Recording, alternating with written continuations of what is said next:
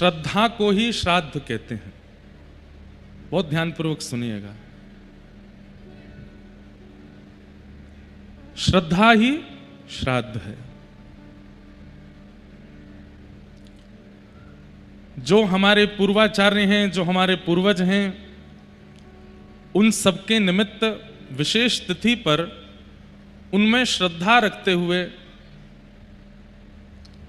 जो श्राद्ध कर्म होते हैं उनको करना और ब्राह्मणों को प्रसाद पवाना, ये एक प्रकार की हमारी पूर्वजों के प्रति हमारी श्रद्धा है। और श्रद्धा का फल रक्षा है। बहुत ध्यान से सुनिएगा। आपत्ति, विपत्ति, संकट हमारे जीवन में आते ही रहते हैं और आते ही रहेंगे।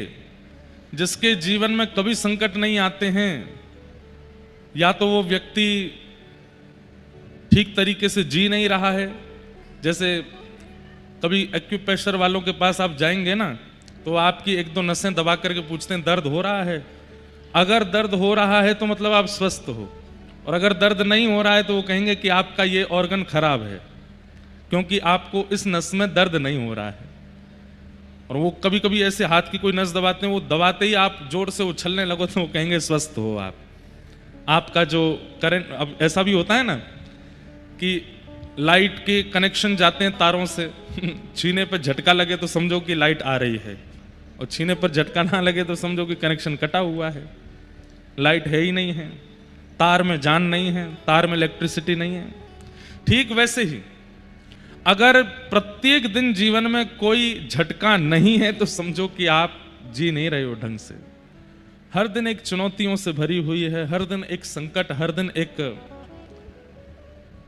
कोई कष्ट आपके सामने आ खड़ा होता है, भले ही छोटा सा ही हो, लेकिन है एक चिंता।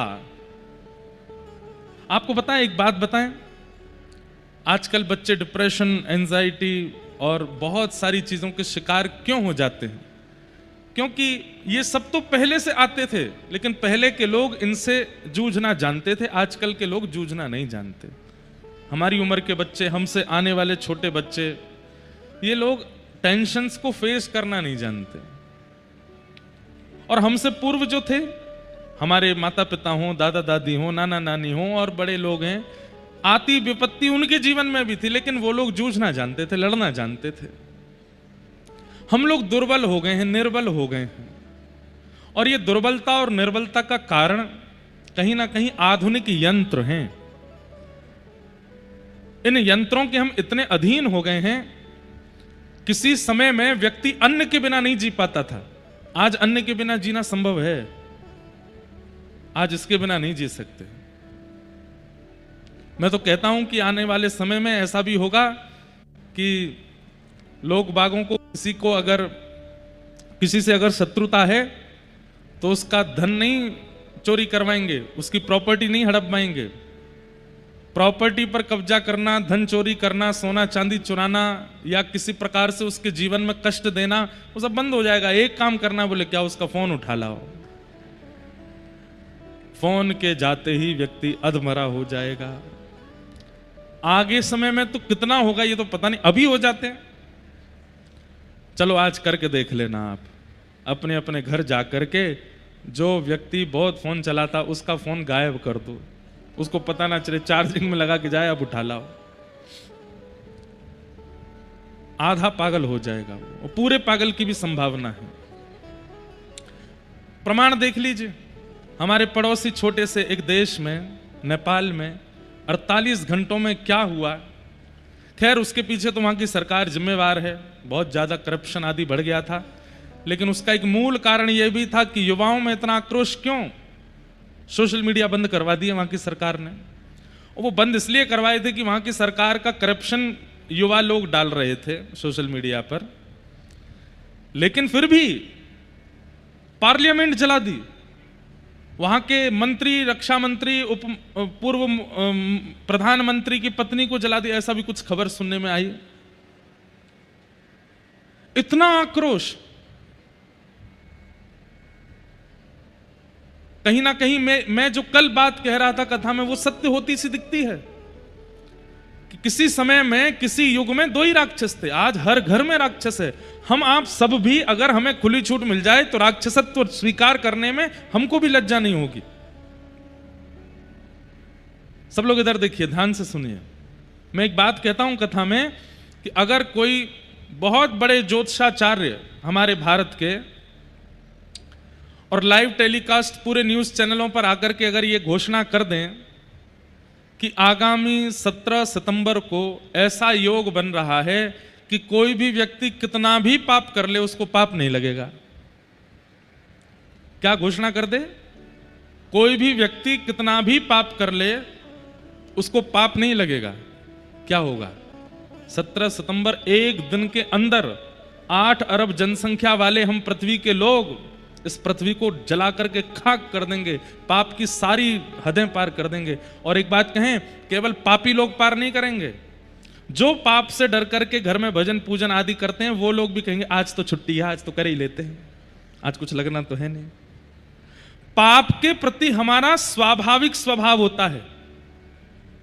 अगर हमें एक छूट मिलती है, बच्चे बहुत डिसिप्लिन रहते हैं घर में माता पिता के सामने, लेकिन कभी कभी ऐसा योग बनता है कि माता पिता बोले हम दोनों को जरूरी काम से जाना है, घर का ध्यान रखना। वो दिन बच्चों को इतना अच्छा लगता है कि चलो आज ये दोनों जा रहे हैं, खुली छूट है, आज तो जो मनाएगा वो करेंगे। हम आप सब लोग बचे हुए हैं, हम आप सब लोग नियंत्रित जीवन जी रहे हैं। इसमें बहुत बड़ा योगदान धर्म का है, इसमें बहुत बड़ा योगदान व्यासपीठ का है, इसमें बहुत बड़ा योगदान संतों का, वैष्णवों का, आचार्य चरणों का है कि उन्होंने हमें बता रखा है कि क्या नहीं करने वाली वस्तु और उसको करने से होता क्या है। इसलिए भय के कारण हम करते नहीं हैं। लेकिन यदि सारे भय नष्ट कर दिए जाएं संसार के तो हम लोग कुछ भी करने की सामर्थ्य रखते हैं। एक देश का प्रधानमंत्री भाग रहा है, कैसी नौबत आ गई। जबकि नेपाल देश वो देश है जिसको कभी किसी का गुलाम नहीं बनाया गया, आज तक गुलाम नहीं बना नेपाल, लेकिन इतनी विषम परिस्थिति वहां आ गई। क्यों? अन्न महंगा हो जाए, सब्जी महंगी हो जाए तो लोग बाग प्रोटेस्ट पे आ जाते हैं, थोड़े धरना वरना करने लगते हैं। लेकिन सोशल मीडिया को अगर बंद कर दिया तो पार्लियामेंट जला दिया, प्रधानमंत्री को जान बचा के भागना पड़ा। यह बात बिल्कुल सत्य है कि आगामी समय में हमारे प्राण इन्हीं में बसेंगे। बहुत खतरनाक समय है। ऐसे समय में आज के युवाओं से आप पूछ लीजिए कि श्राद्ध क्या होता है, नहीं जानते वो। उनको बस इतना पता है कि इस दिन हमारे दादाजी का है, इस दिन दादी जी का है, इस दिन उनका है, ऐसे ऐसे है, पर उसका मतलब क्या है नहीं जानते। आप कहोगे श्राद्ध तो बहुत ऊंचे लेवल की बात हो गई, दीपावली का मतलब नहीं पता, होली पर हम लोग रंग क्यों लगाते हैं इसका तात्पर्य नहीं पता, रक्षाबंधन पर बहन से राखी क्यों पहनते हैं इसका मतलब नहीं पता। आप कहेंगे महाराज जी दीपावली का हमको पता है, राम जी आए थे इस दिन, तो फिर लक्ष्मी गणेश की पूजा क्यों होती है? और लक्ष्मी नारायण की होनी चाहिए, संग में गणेश जी, क्या योग बनता है? क्यों होती है पूजा? कुछ भी तो नहीं पता हम लोगों को। इसलिए भैया हमारी आपसे प्रार्थना है, बहुत भयावह समय आने वाला है। 15 दिन के अंदर 2 ग्रहण पड़ रहे हैं और ये सालों बाद हो रहा है। अभी चंद्र ग्रहण निकल करके गया और वो भी चंद्र ग्रहण कब पड़ा है? श्राद्ध में। और अभी फिर से सूर्य ग्रहण आने वाला है। ग्रहण काल, उसमें इतना भजन, इतना साधन, इतना नियम करने की आज्ञा क्यों देते हैं? क्योंकि हमारे बने हुए जीवन को भी बिगाड़ने की सामर्थ्य रखता है ग्रहण काल, अगर उसमें हमने अनुचित कृत्य नहीं किया तो। और ऐसे ग्रहण काल, जबकि कहते हैं कि कोई भी श्राद्ध पक्षों में कोई भी तिथि, मुहूर्त या कोई भी दिवस प्रकट होता है तो उसका एक महत्व होता है। ग्रहण काल आ रहे हैं, वो भी श्राद्ध पक्ष में आ रहे हैं, वो समय दूर नहीं है, बहुत भयावह समय आने वाला है। पूरी भारत भूमि जगह जगह नदियां उफान भर रही हैं, कितने खेत नष्ट हो गए, कितने लोगों के जीवन उजड़ गए। आसपास के देशों में युद्ध चल रहे हैं, कहीं पर मिसाइलें चल रही हैं, कहीं पर गृह युद्ध चल रहा है, कहीं पर कुछ चल रहा है। ऐसी परिस्थिति है, भारत फिर भी बचा हुआ है अभी तक, बहुत हद तक। क्यों? क्योंकि मैं और आप जैसे लोग अभी भी समय निकाल करके कथा सुन रहे हैं, भजन कर रहे हैं, ठाकुर जी की सेवा कर रहे हैं। जिस दिन इतना भी बंद हो जाएगा भारत में, उस दिन भारत की हालत भी वैसी हो जाएगी जैसे अन्य देशों की है। लेकिन भारत की हालत ऐसी होगी नहीं, क्योंकि चाहे जैसी परिस्थिति आ जाए, भजनानंदी वैष्णवों की गणना भारत में कम होगी नहीं। आप और हम तो प्रत्यक्ष दिखने वाले वैष्णव हैं, ऐसे कितने अप्रत्यक्ष वैष्णव हैं जो छुप करके भजन कर रहे हैं, जिनका भजन हमको पता ही नहीं है। इसलिए भैया हमारी प्रार्थना है, हमारे शास्त्रों में वर्णित जो नियम है उनका पालन कीजिए। श्राद्ध पक्ष में अपने पितरों का श्राद्ध करना, उनके प्रति श्रद्धा अर्पित करना, इससे क्या होता है? जैसे कई बार कहा जाता है आपको पितृदोष है। पितृदोष का मतलब क्या होता है? पितृ नाराज हो गए हैं आपके? नहीं। पितृदोष का कारण यह होता है कि, बहुत ध्यान से सुनिएगा, हमारे परिवार के पूर्वज जब प्रस्थान कर जाते हैं, तो प्रस्थान करने के बाद जब ठाकुर जी के सन्मुख वे पहुंचते हैं, तो ठाकुर जी उनको अपने निजलोक में निवास दे देते हैं।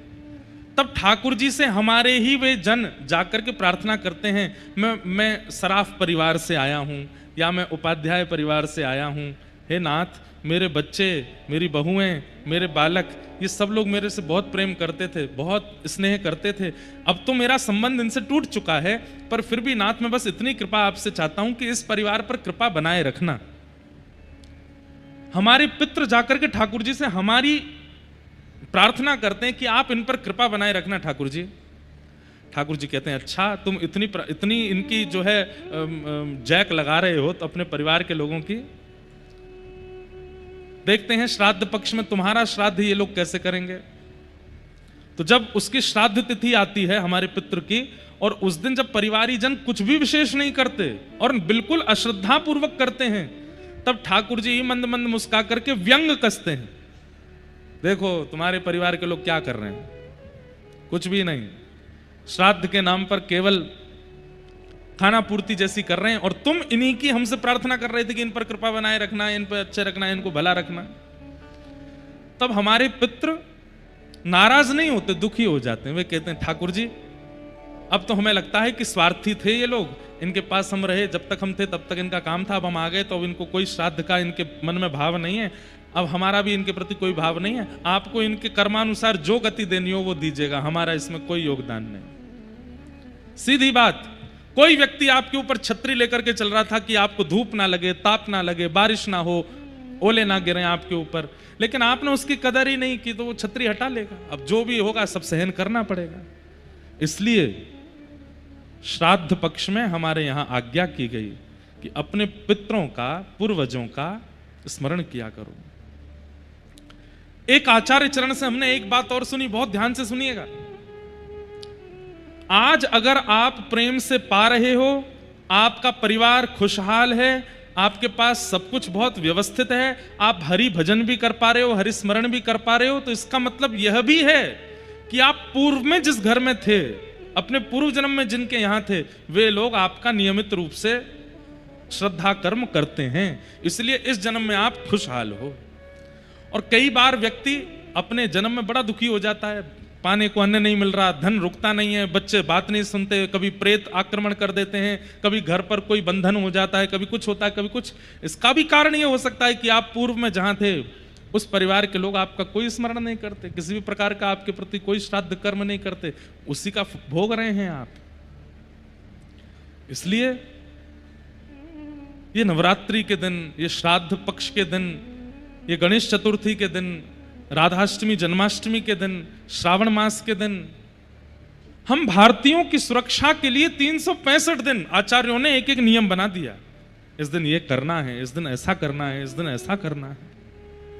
अब आप देखेंगे सबसे ज्यादा नियम शुरू होते हैं श्रावण मास में। जब चतुर्मास प्रारंभ होता है तो संत जन कहीं नहीं जाते, एक जगह बैठ करके चातुर्मास करते हैं। क्यों?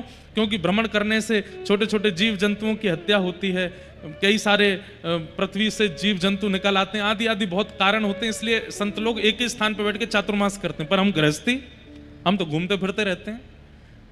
इसलिए हम लोगों से कोई ना कोई पाप श्रावण मास के दिनों में, भाद्रपदों के दिनों में कुछ ना कुछ बनता रहता है। इसलिए पूरा श्रावण मास, पूरा भाद्रपद, सब में हर दिन एक नियम बता दिया। आज ये आराधना करो, आज ये उपासना करो, आज ये वंदना करो, आज ये उत्सव मनाओ, क्योंकि आपसे कोई ना कोई अपराध पूरे दिन में बना है, उसकी निवृत्ति करो। हमारे आपसे प्रार्थना है, अपने पुरोहितों के पास, अपने गुरुजनों के पास बैठ करके एक बार साल भर के जो सनातनी दिवस होते हैं उनके बारे में जानकारी लेके अपना जन्मदिन भूल जाइए, लेकिन उन वैदिक दिवसों को मत भूला कीजिए और उन पर जो क्रिया करनी चाहिए वो किया कीजिए। उसी से ही हम लोग बचेंगे। नहीं तो बांग्लादेश, नेपाल, पाकिस्तान, यूक्रेन आदि ये बड़े बड़े शहरों में, देशों में जो हो रहा है वो भारत में भी होने लगेगा। हम सब भी उसके शिकार बन जाएंगे। और विशेष रूप से हमारे युवा, जानिए वैदिक धर्म क्या है, जानिए सनातन धर्म क्या है, उसका पालन कीजिए। तो श्राद्ध पक्ष के ये दिवस चल रहे हैं, ग्रहण से प्रारंभ हुआ श्राद्ध का, ग्रहण पर ही विश्राम होगा। ये कहीं ना कहीं संकेत है कि संभल जाइए, आगे वाला समय थोड़ा और विचित्र होने वाला है,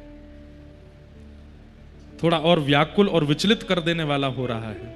इसलिए आप सब लोगों से हमारी प्रार्थना, हरिस्मरण, भगवत स्मरण और अपने पूर्वजों का स्मरण, आचार्यों का स्मरण, गुरु स्मरण करते करते अपना जीवन यापन कीजिए, ताकि आपकी रक्षा हो सके।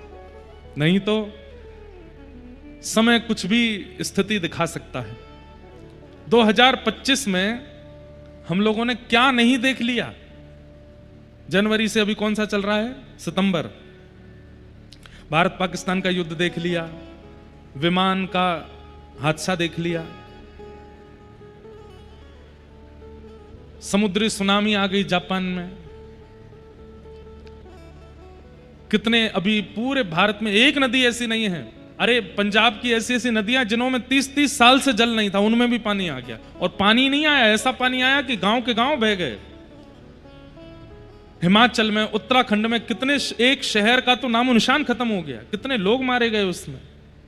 हर दिन कुछ ना कुछ हो रहा है, एक दिन भी बिना किसी विचित्र परिस्थिति के नहीं निकल रहा है। मैं आप बचे हैं क्योंकि ठाकुर जी हमारे चित्त में किसी ना किसी रूप से बैठे हैं, लेकिन कल का हमारा भी भरोसा नहीं है।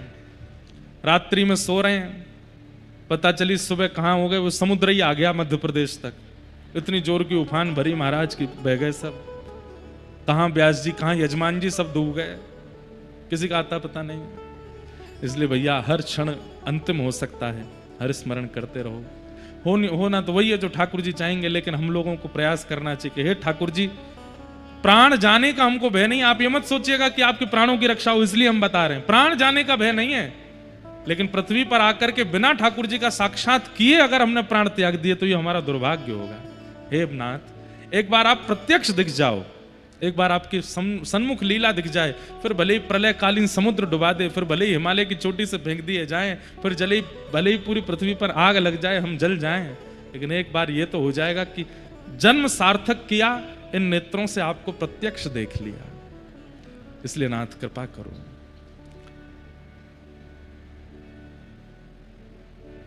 लक्ष्मण जी को जब शक्ति लगी ना, उसके बाद संजीवनी बूटी पिला करके जब उनके प्राणों की रक्षा हुई, तब किसी ने लक्ष्मण जी से प्रश्न किया कि हे लखनलाल जी, आप तो राम जी की सेवा में ऐसे तत्पर थे और इस भावना से गए थे कि आपके प्राण भी चले जाएं तो आप राम जी की रक्षा में रहेंगे, तो फिर प्राण जीवित हों इसकी इतनी अभिलाषा क्यों आपके चित्त में थी?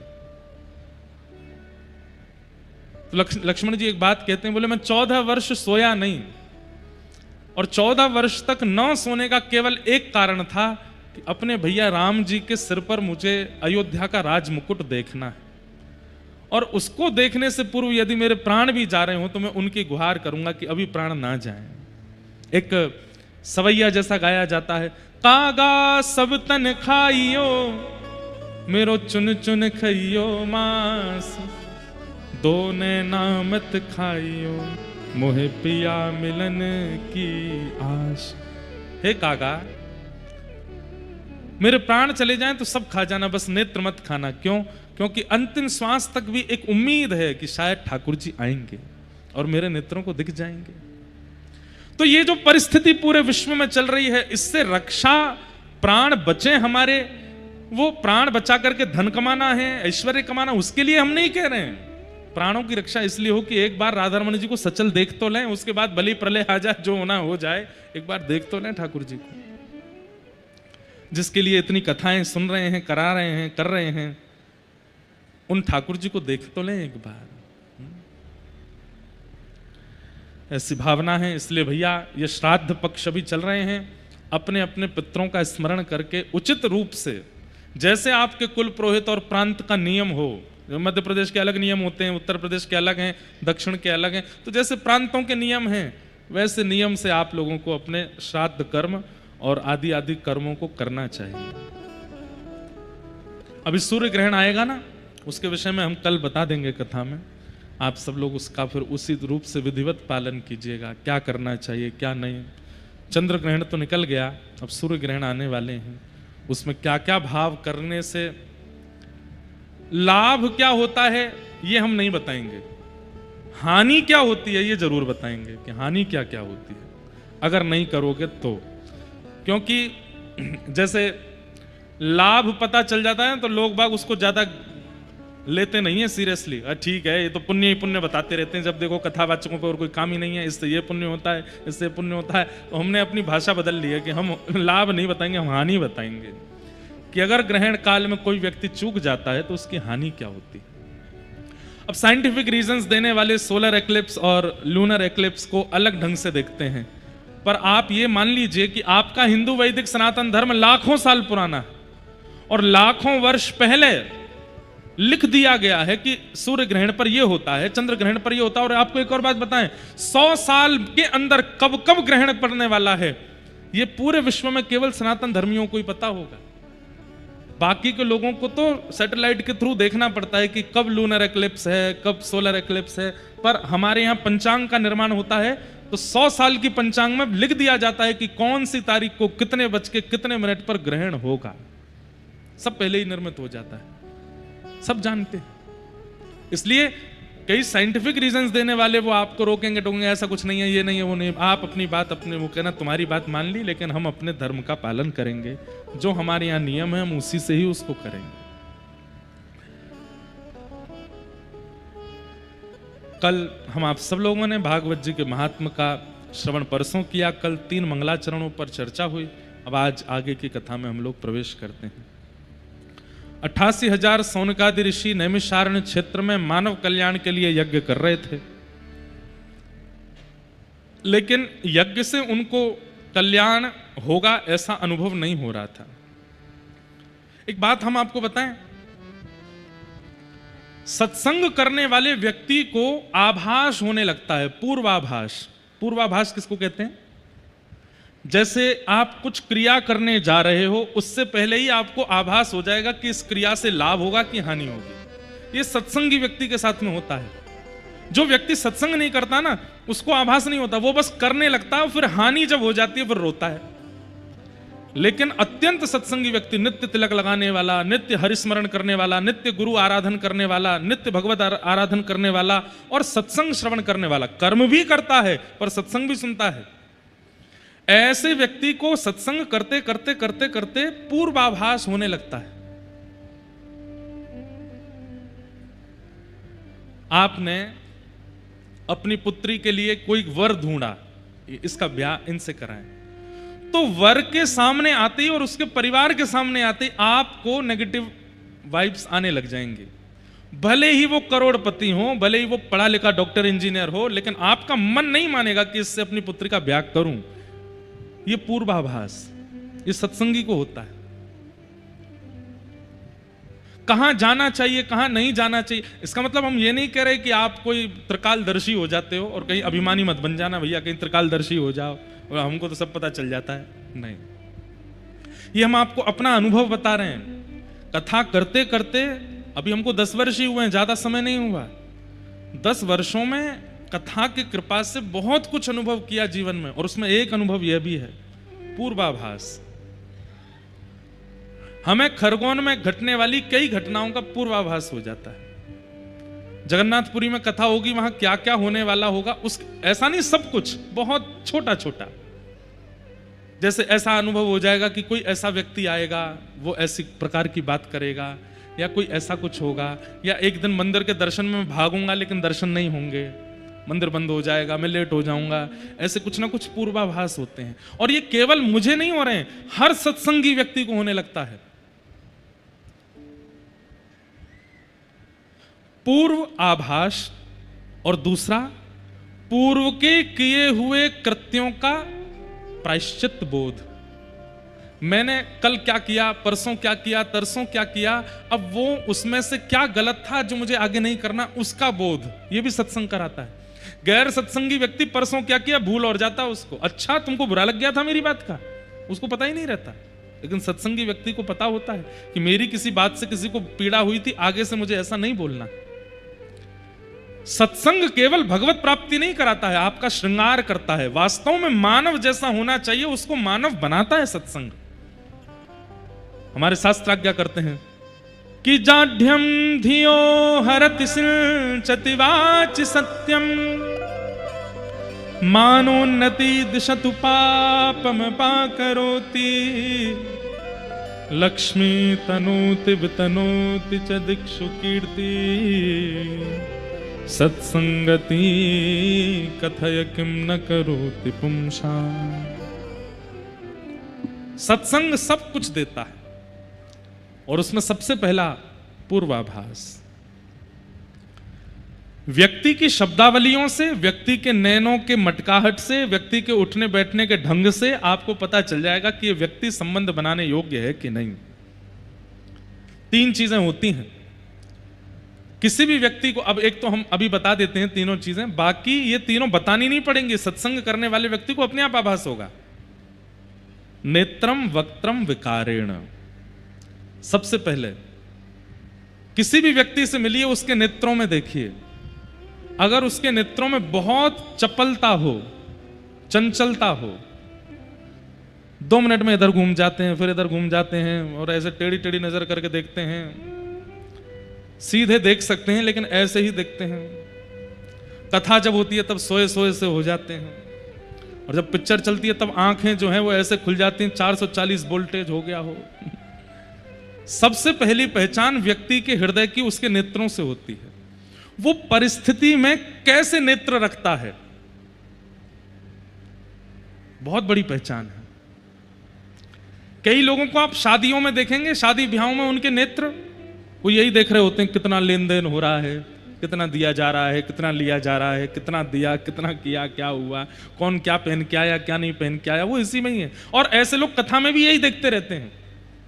कथा सामने चली पर वो पीछे देख रहे हैं, वो क्या पहन के आया, वो क्या लेके आया, वो क्या करे। नेत्रों की स्थिति आपके हृदय का परिचय कराती है। कई लोग ऐसे बैठे होते हैं कथा में, हमको तो सब दिखते हैं, 3 घंटे वो पलक भी नहीं झपकते, वो ऐसे ही देखते रहते हैं और सुनते रहते हैं। और सबसे बड़ी बात बताएं, जिसका पूरा स्ट्रक्चर सीधा, सिर भी सीधा, गर्दन भी सीधी, अंग भी सीधे, एक आसन में, और जो ऐसे बैठकर पूरी कथा सुन रहा होता है, समझो एक एक शब्द भीतर प्रविष्ट हो रहा है। तो सबसे पहला व्यक्ति का परिचय कराता है उसके नेत्र। नेत्रों में यदि बहुत चपलता है तो इसका मतलब मन एकाग्र नहीं है व्यक्ति का। लेकिन नेत्र धीर हैं, गंभीर हैं, एकाग्र हैं, समझो हृदय विचलित नहीं है, इसका वशीकृत है।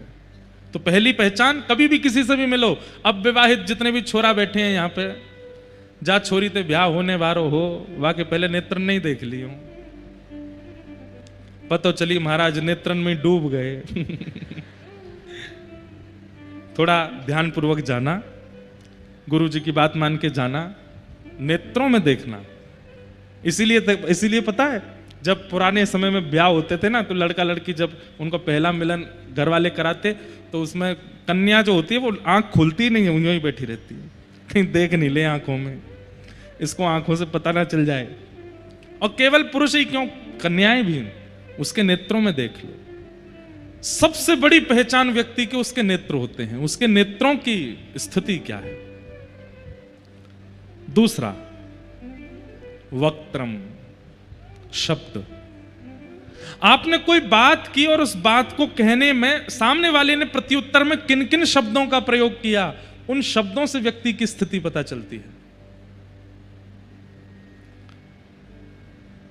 शब्द बहुत डिक्शनरी वाले हों ये आवश्यक नहीं है, बहुत गंभीर शब्दों का प्रयोग आवश्यक नहीं होता है, पर शब्दों की नरमता और शब्दों की सुगमता और शब्दों की प्रवाहता, उससे पता चल जाता है कि व्यक्ति कैसा है। ये हम अपनी टेक्निक बता रहे हैं लोगों को पहचानने, हम तो हजारों लोगों से मिलते हैं रोज। नेत्रम, वक्त्रम।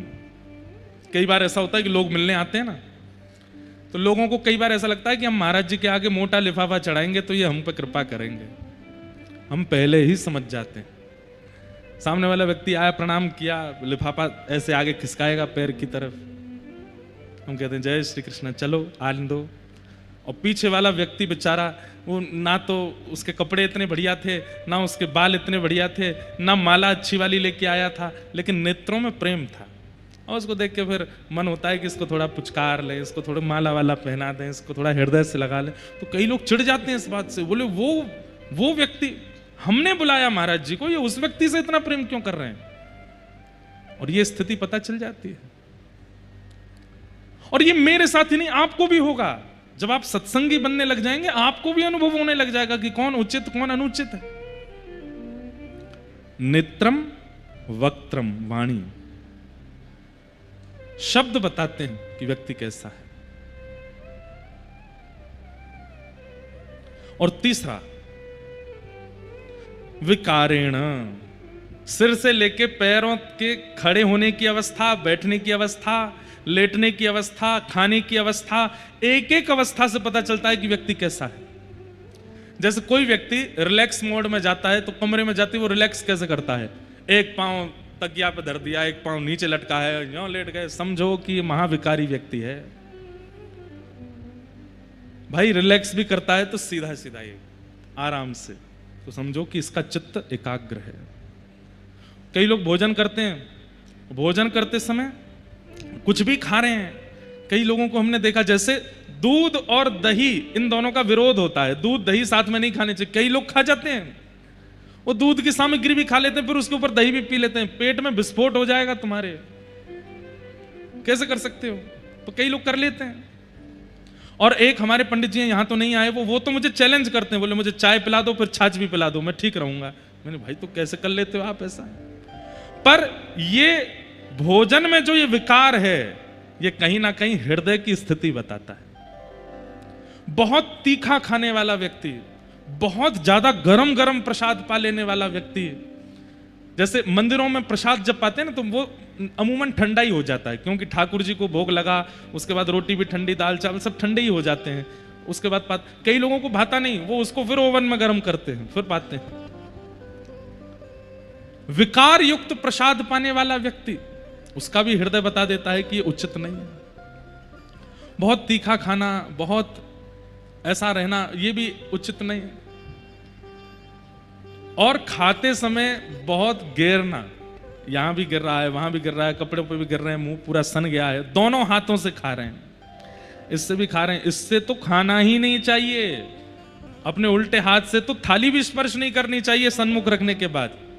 पर हम लोग अंग्रेज हो गए हैं, शादियों में भी बुफे चलता है, एक हाथ में लेके उससे डालते रहते हैं, खाते रहते हैं। नहीं, विकारेण। आप आराम कैसे करते हो, आप भोजन कैसे करते हो, आप एकांत में बैठते कैसे हो, आप लेटते कैसे हो, सोते कैसे हो, स्नान कैसे करते हो, एक एक प्रक्रिया आपके हृदय की गति बताती है। और जो व्यक्ति इन तीनों में निपुण होगा, नेत्र गंभीर हैं, वाणी भी सधी हुई है और विकार आकार भी शुद्ध है, उस व्यक्ति का हृदय निश्चित एकाग्र होगा, विचलित नहीं होगा। और यह पता चल जाता है एक वैष्णव व्यक्ति को, एक सत्संगी व्यक्ति को, इन तीनों से पता चल जाता है कि व्यक्ति कितना संबंध बनाने योग्य है, कितना समीप बुलाने योग्य है।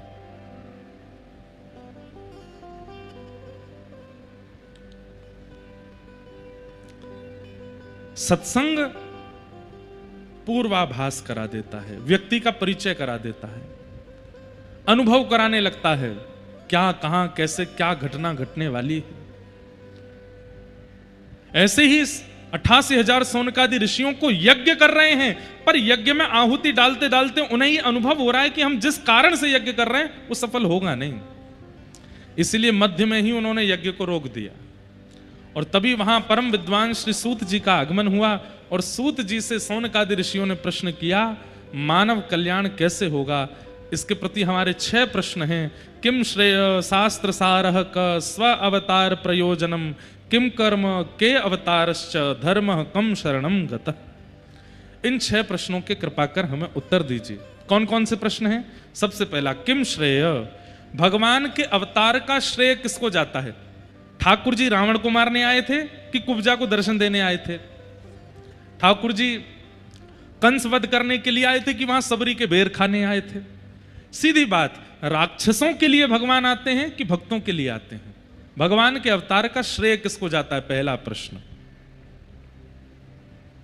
वाल्मीकि रामायण में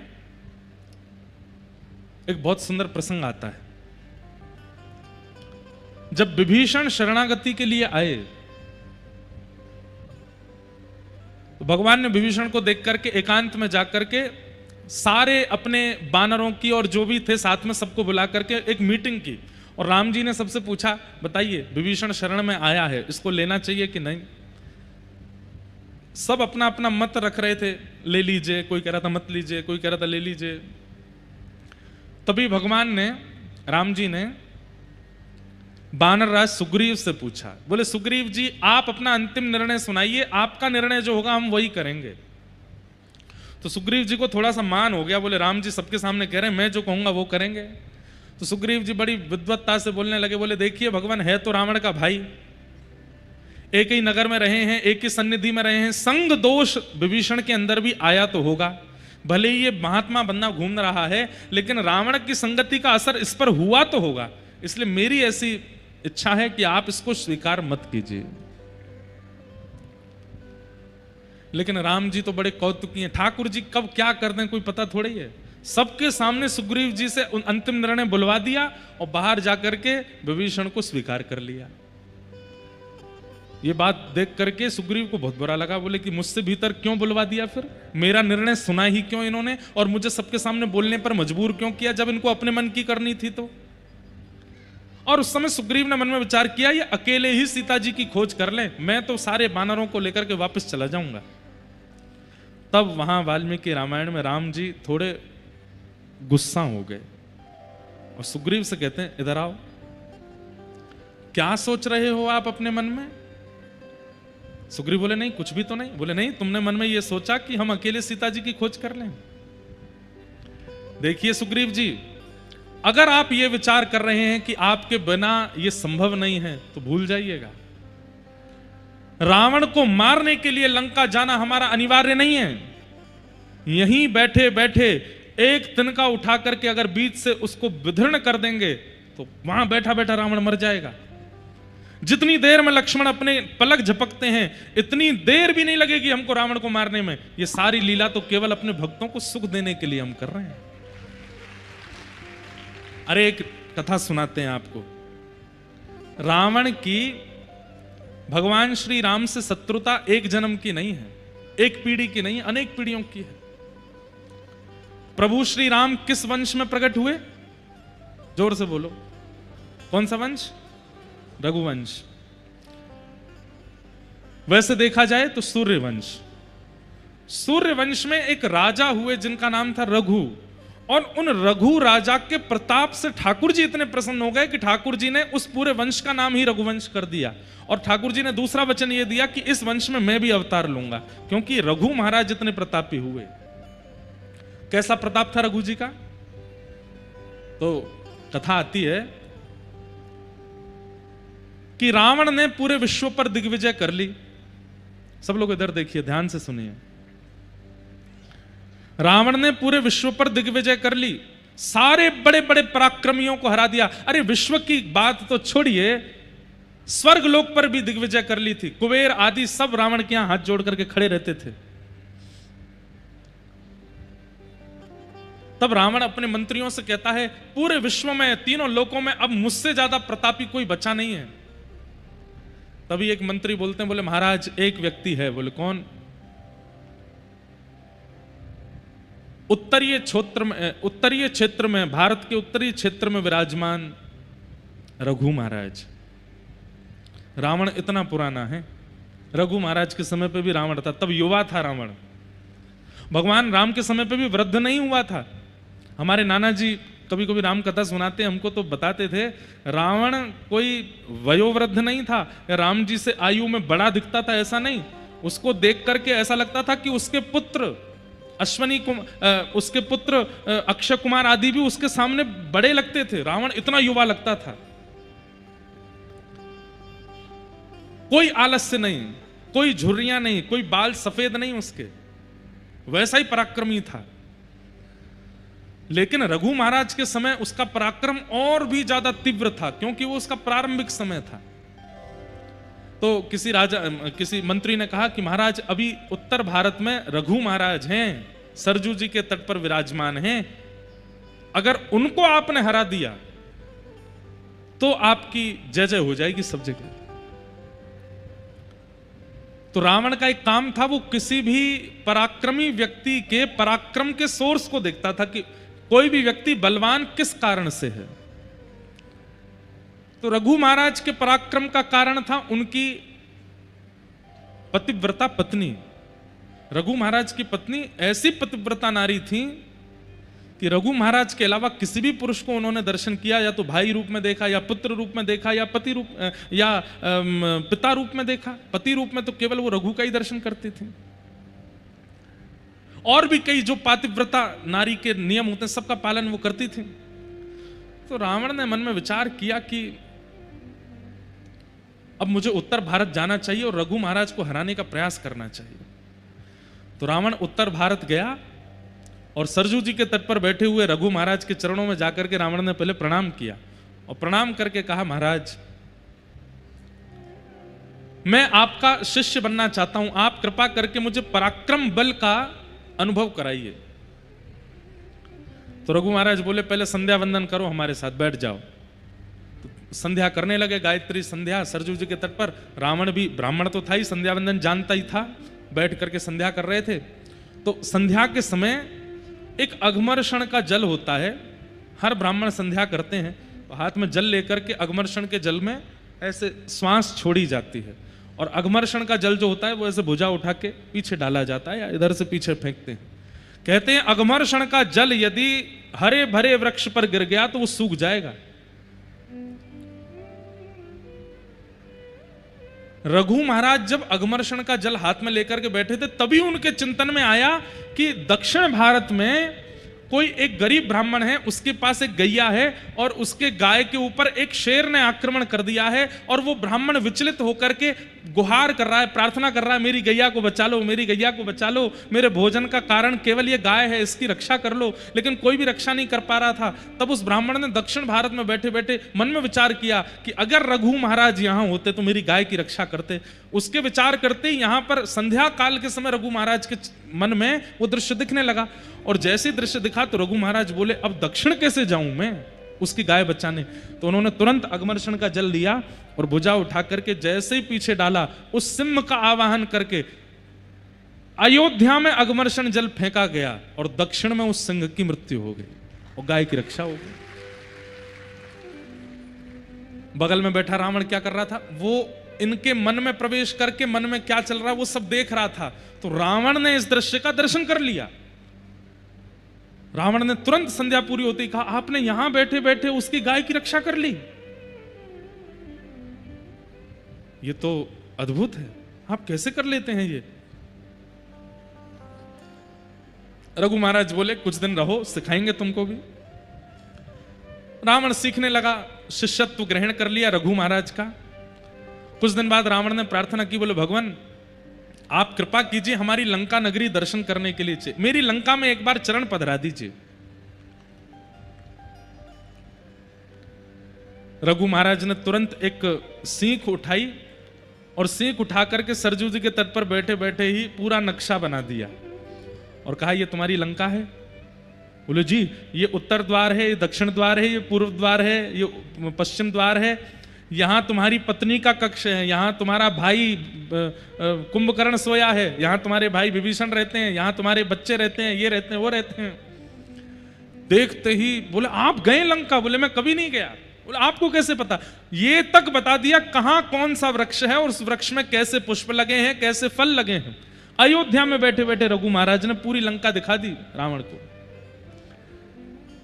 इतने में ही रावण चरणों में जैसे गिरा तो थोड़ा रावण से बचने के लिए, थोड़ा पीछे हटने के लिए उनका जो हाथ था रघु महाराज का, वो लंका के बनाए हुए नक्शे के एक कोने में थोड़ा पड़ गया, तो वो लंका का वो नक्शा जो था एक कोने से मिट गया। तो रघु महाराज बोले राम राम राम राम, ये तो अनर्थ हो गया। तो रावण बोला क्या हो गया? बोले ये गलती से हमारा हाथ पड़ गया, इतना हिस्सा तुम्हारी लंका का समुद्र में डूब गया होगा। रावण बोला आप क्या बात कर रहे? बोले जाके देख लो। रावण जब गया तो उतना हिस्सा टूट के समुद्र में डूब गया था। रावण ने कहा भैया ये सामान्य नहीं है, मैं कितना भी इनके चरणों में रह लूं ऐसी विद्या तो मैं प्राप्त कर ही नहीं पाऊंगा। अगर मैं ऐसी विद्या प्राप्त नहीं कर सकता तो ऐसे विद्या वाले को रहने भी नहीं दूंगा पृथ्वी पर। अब रघु महाराज से मुझे सीखना नहीं है, इनको नष्ट करना है, क्योंकि मुझसे पराक्रमी ज्यादा है और मैं ऐसा पराक्रम कभी नहीं सीख पाऊंगा। बहुत दिन बाद हमको ये कथा याद आई है, ध्यान से सुनना। तो रावण ने क्या किया? बोले अब इन जैसा तो मैं नहीं बन पाऊंगा, तो इन्हीं को नष्ट कर दूं। और कैसे नष्ट करूंगा? बोले इनको नष्ट करने का एक ही उपाय है, इनके पत्नी का पातिव्रत धर्म नष्ट हो। और वो कैसे होगा? तो एक दिन रघु महाराज कहीं दूर देश गए हुए थे। रावण ने मन में विचार किया आज मैं रघु महाराज का रूप धारण करके जाऊंगा और इनकी पत्नी का पातिव्रत नष्ट कर दूंगा। रावण रघु महाराज का रूप बना करके अयोध्या में घुस गया। सब लोगों को लगा कि रघु महाराज जी सब प्रणाम करने लगे, सब वंदन करने लगे। लेकिन जैसे ही रावण ने अपने निज कक्ष में प्रवेश किया रघु महाराज के, तो रघु महाराज की पत्नी, उन्होंने जैसे ही नेत्र उठा करके देखा, देखते ही पहचान गई और बोली रावण तुम्हारी इतनी हिम्मत, तुम मेरे कक्ष तक घुसे चले आए भीतर। तो रावण बोला मेरे रूप को कोई नहीं पहचान पाया, आप कैसे पहचान गए? तो बोले रघु महाराज का एक नियम है। और क्या? वो जब अपने राजभवन में प्रवेश करते हैं तो उनके मस्तक पर अयोध्या के रज के कण दिखाई देते हैं। वो नित्य अयोध्या को प्रणाम करते हैं, यहाँ की रज को लगा करके आते हैं, और तुम्हारे माथे पर वो रज दिखाई नहीं दे रही। तुम उन जैसा रूप तो बना लिया लेकिन उन जैसे नियम नहीं ला पाए, इसलिए मैं पहचान गई हूं कि तुम रावण नहीं, तुम रघु नहीं हो। और भी कई नियम हैं। रघु महाराज जब कक्ष में आते हैं तो वो सीधा मुझसे बात नहीं करने लगते, उनका एक नियम है, उनका एक शिष्टाचार है, वो तो तुम सीख नहीं पाए। केवल रूप बनाने से कोई रघु महाराज थोड़ी हो जाएगा। तुरंत आज्ञा कर दी, बोले इसको बंदी बना लो। बंदी बना लिया। रघु महाराज आए तो पत्नी ने सारा सत्य वृत्तांत बताया। बोले आपका शिष्य बना घूमता है, आपका रूप बना करके मेरा पातिव्रत नष्ट करने आया था। तब रघु महाराज ने तुरंत एक बाण संधान किया और कहा रावण आज तेरा वध मैं करूंगा। इतने में ही ब्रह्मा जी प्रकट हो गए, क्योंकि रावण ब्रह्मा जी की खूब उपासना कर चुका था, शंकर जी की उपासना, देवताओं की खूब उपासना उसने करी थी। ब्रह्मा जी प्रकट हो गए, प्रकट होकर के कहा हे महाराज आप कृपा करो इसका वध मत कीजिए। बोले क्यों नहीं करूं, आप क्यों इसका बचाव करने आए हैं, ऐसे राक्षसों को क्यों चाहते हैं कि आप जीवित रहें? तो ब्रह्मा जी ने कान में बताया क्योंकि भगवान ने संकल्प लिया है कि वे आपके वंश में अवतार लेंगे और वे आपके वंश को सुशोभित करेंगे अवतार धारण करके, और अवतार धारण करके वे ही इस राक्षस का वध करेंगे। कृपा करके आप इसको मत मारिए। रघु महाराज बोले अब तो बाण चढ़ गया, अब तो हमने संकल्प ले लिया। पहले ऐसे नहीं होता था कि गोली भरी और जिसको मन था कर दिया। पहले ऐसा था कि जिस पर बाण चलाना है धर्म युद्धों में वहां संकल्प आदि लेकर के, गोत्र आदि बोल करके तब बाण छोड़ते थे। बोले सामने वाले का गोत्र क्या है वो पता होना चाहिए, तभी बाण छोड़ा जाता था। तो बाण पर सब गोत्र आदि सब अंकित हो गए। तो बोले अभी रावण को ही मारेंगे और रावण के प्राण इसी बाण से जाएंगे, अब मैं इस बाण को वापस कैसे ले सकता हूं? तो ब्रह्मा जी बोले आप इस बाण को मुझे दे दीजिए, जब कालांतर में प्रभु श्री राम आपके वंश में आएंगे यही बाण उनको दे दिया जाएगा, इसी से वो इसको मारेंगे और इसी से उसका वध होगा। इसलिए कईयों ने प्रश्न किया, बोले राम जी ने 32 बाण मारे, 33 बाण मारे, 50 बाण मारे, रावण क्यों नहीं मरा? क्योंकि उसके प्राण जिस बाण में थे वो बाण अंत में आकर के मिला। फिर नाभि तो बहाना बना, और नाभि का भी एक प्रमाण है कि नाभि में मारना है तभी, पर वास्तविकता यह है कि इसके बीच की एक कथा और है। जब राम जी ने अनेक बाण मारे और रावण नहीं मरा, तब विभीषण जी ने बताया, पहली बात तो ये बताई कि नाभि में मारो, दूसरी बात बताई बोले प्रभु इन बाणों से नहीं मरेगा ये, क्योंकि इसके प्राण तो पहले ही एक बाण पर आपके पूर्वज रघु महाराज ने लिख दिए थे, और वो बाण इस वक्त ब्रह्मा जी के पास है। तुरंत राम जी ने ब्रह्मा जी का आह्वान किया तो ब्रह्मा जी ने तुरंत बता दिया, बोले महाराज मेरे पास नहीं है। बोले जब मैंने रघु महाराज से बाण ले लिया था तो रावण ने देख लिया था, रावण को पता था कि मेरे प्राण इन्हीं बाणों में हैं, तो रावण ने खूब घनघोर तपस्या करके मुझे प्रसन्न करके वरदान मांगा। तो मैंने कहा वरदान मांगो, तो इसने वरदान में वही मांगा कि वो बाण मुझे दे दो जिसमें मेरे प्राण हैं। राम जी बोले तुमने दे दिया होगा। बोले प्रभु मैं भूल गया था कि वो बाण मांग सकता है। बोले फिर क्या हुआ? बोले वो बाण ले जाकर के इसने लंका में कहीं छुपाया है, अब वो नहीं पता कहां है। राम जी चिंता में बैठे, बोले रावण मर नहीं रहा है, इसका तो एक बाण में प्राण है। हनुमान जी महाराज आए, बोले भगवान कितना भी बड़ा राक्षस हो, कितना भी बड़ा धनवान व्यक्ति हो, कितना भी बड़ा बुद्धिमान व्यक्ति हो, वो अपनी गोपनीय से गोपनीय चीज किसी को नहीं बताता सिवाय अपनी पत्नी के। अपनी पत्नी को जरूर बताता है, और विशेष रूप से तब जब पत्नी भोली हो, सीधी हो, पत्नी को जरूर बताया था, देखो इतना लाख रुपया यहां रखा है, इतना करोड़ उधर रखा है, कल को मुझे कुछ हो जाए तो तुम ले लगे बच्चों का पालन पोषण कर लेना। बोले महाराज ये बात किसने कही? हनुमान जी, इसीलिए तो वो बुद्धिमान हैं। हनुमान जी महाराज की बुद्धि की पराकाष्ठा हनुमान चालीसा में सब बोलते हैं, उनसे बुद्धि विवेक की कामना हम लोग करते हैं, उनसे सब बुद्धिमान कौन होगा? उन्होंने कहा, बोले प्रभु हो ना हो, रावण पूरी लंका में अपने प्राण जिसमें बसे होंगे वो कहीं और नहीं, अपनी पत्नी के पास ही कहीं रखा होगा, आप कृपा करें तो मैं जाके लेके आऊं। बोले जाओ। तो हनुमान जी ने एक बटुक ब्राह्मण का रूप बनाया, पहुंच गए मंदोदरी के पास। अब मंदोदरी तो रो रही थी और रो करके बस प्रार्थना कर रही थी, हे महादेव मेरे पति की रक्षा करो, मैंने सुना है इतने बाण राम जी ने चला दिए, अभी तक तो सब ठीक है, कृपा करके मेरे पति की रक्षा करो। इतने में ही हनुमान जी आ गए ब्राह्मण का रूप धारण करके।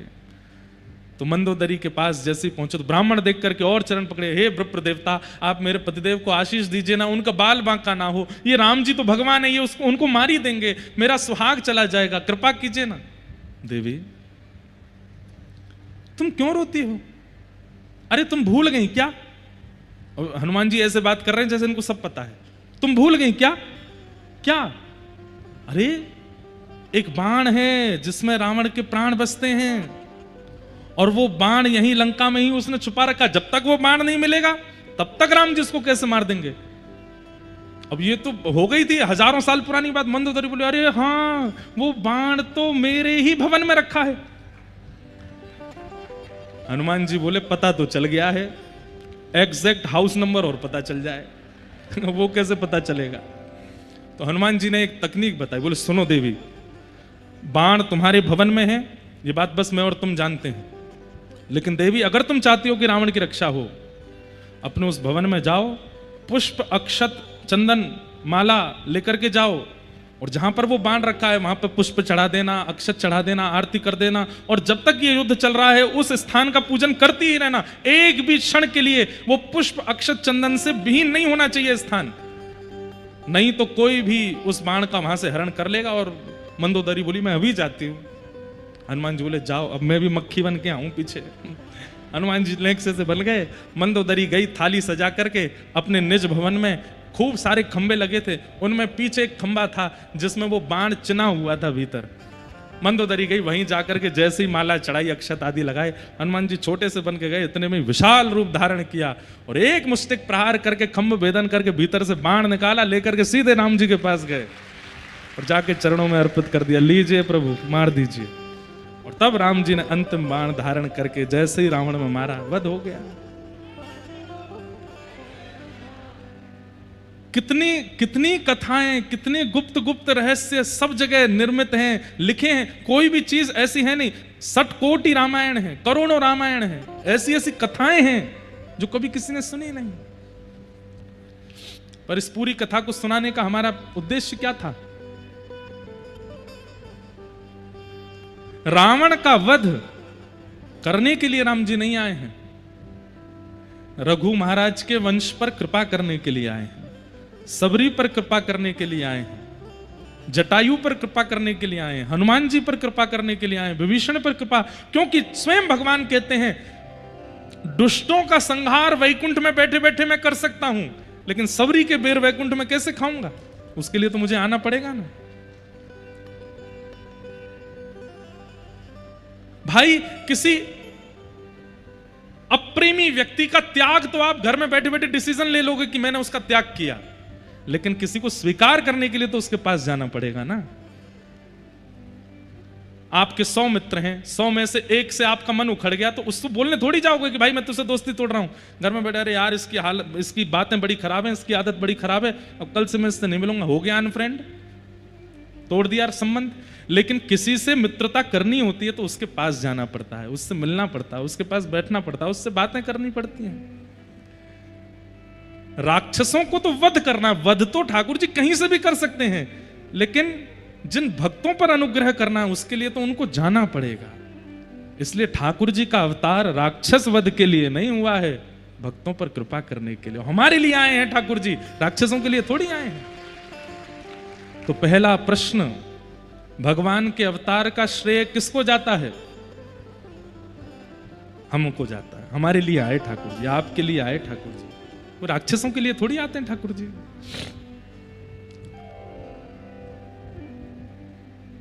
भक्तों के लिए आते हैं। ठाकुर जी को वैष्णव बहुत प्रिय लगते हैं, भक्त बहुत प्रिय लगते हैं। उनको भजने वाले जो भी हैं उनसे ठाकुर जी का बहुत स्नेह है, बहुत प्रेम है।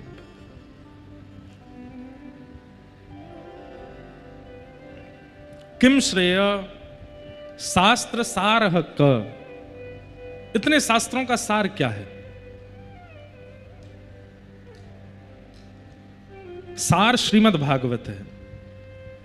हमारे हिंदू वैदिक सनातन धर्म में अनेक शास्त्र हैं, पर अगर सार की बात करेंगे तो सार क्या है? श्रीमद् भागवत सार है।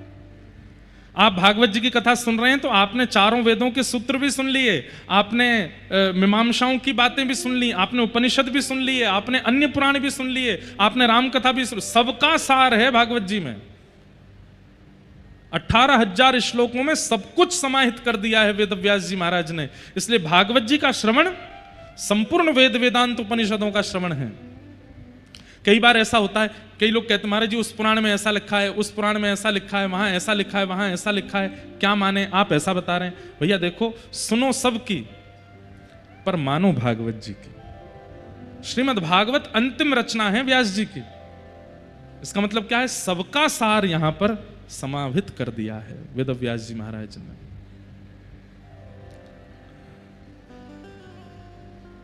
शास्त्र सारः क, स्व अवतार प्रयोजनम, भगवान के इतने अवतारों का प्रयोजन क्या है? कभी मछली बन के आते हैं, कभी कछुआ बन के आते हैं, कभी नृसिंह बन के आते हैं, कभी बराह बन के आते हैं, कभी परशुराम बन के आते हैं। सीधी बात है, ठाकुर जी नर बन के आ सकते हैं तो बार बार रूप क्यों बदलते हैं? रूप बदलने का कारण क्या है? उत्तर भगवान देते हैं, ये यथा मां प्रपद्यन्ते तांस्तथैव भजाम्यहम्। जो मुझे जैसे भजता है मैं वैसे ही उसके सामने प्रकट होता हूं। देवताओं ने पर्वत धस रहा है मंथन करते समय, वो धसे ना, इसलिए समुद्र के अंदर कोई ऐसा सपोर्ट आना चाहिए जिससे ये पर्वत उठ जाए। उस भाव से ठाकुर जी को पुकारा, तुम कछुआ बन के आ गए ठाकुर जी। हिरण्यकश्यप के द्वारा किए गए उत्पीड़ना को देख करके भगवान सिन्न बन रहे थे, लेकिन प्रहलाद की कोमलता को देख करके भगवान नर बन रहे थे। इसलिए दोनों के लिए ठाकुर जी आए। अपने भक्त पर उत्पीड़ना करने वाले उस हिरण्यकश्यप को सिन्न की तरह मारना चाहते हैं और प्रहलाद को नर की तरह प्रेम करना चाहते हैं, इसलिए नरसिंह बन करके आ गए। ठाकुर जी का एक एग्जैक्ट रूप नहीं है, जो जैसा भजता है ठाकुर जी वैसे बन के आ जाते हैं, वैसे ठाकुर जी प्रकट हो जाते हैं। इसलिए श्रीमद् भागवत के द्वारा सुंदर सुंदर ठाकुर जी का रूप बताया जाता है। ठाकुर जी का मुख ऐसा है, ठाकुर जी के नेत्र ऐसे हैं, ठाकुर जी की नासिका ऐसी, ठाकुर जी का श्रृंगार ऐसा, ठाकुर जी की चाल ऐसी, ठाकुर जी के वस्त्र आभूषण ऐसे हैं। सर्वांगीण रूप का सुंदर वर्णन किया जाता है ताकि वैसे ही व्यक्ति उनका चिंतन करे तो वैसे ही ठाकुर जी प्रकट होंगे उसके सामने।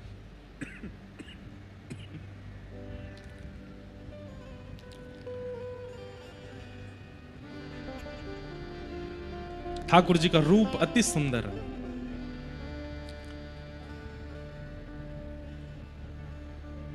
चांद सा सलोना मुख, लटें घूंघरारी हैं।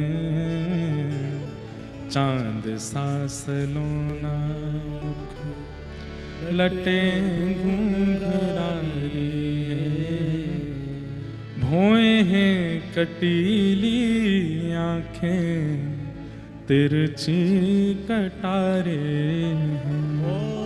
भौएं हैं कटीली आंखें, तिरछी कटारे।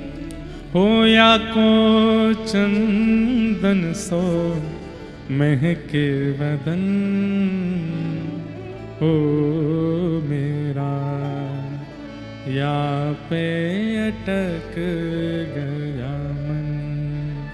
हो मेरा या पे अटक गया। राधा रमण मेरो, राधा रमण रे, राधा रमण मेरो, राधा रमण रे, राधा रमण मेरे, राधा रमण, राधा रमण मेरे, राधा रमण। अति सुंदर हैं ठाकुर जी। जहाँ श्री राधा जू संग में रमण करो प्यारे। जहाँ श्री राधा, ऐसा चिंतन करो ठाकुर जी का, ऐसी प्रकट होंगे फिर प्यारे।